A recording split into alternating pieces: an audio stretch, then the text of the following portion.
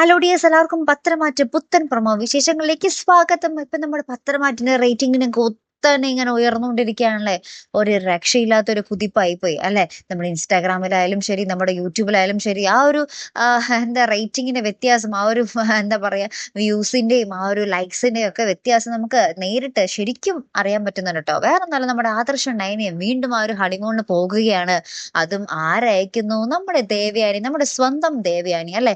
ഇപ്പൊ നമ്മുടെ ദേവയാനിയെ നമ്മുടെ പ്രേക്ഷകരിങ്ങനെ നെഞ്ചോട് ചേർത്ത് സ്വീകരിച്ചു കഴിഞ്ഞു അല്ലെ. പണ്ടൊക്കെ ദേഷ്യമായിരുന്നെങ്കിൽ ഇപ്പൊ നമ്മുടെ പത്രമാറ്റിൽ നമ്മളെ ഏറ്റവും കൂടുതൽ സ്നേഹിക്കുന്നത് നമ്മുടെ ദേവയാനിയാണെന്ന് പറയും അല്ലെ.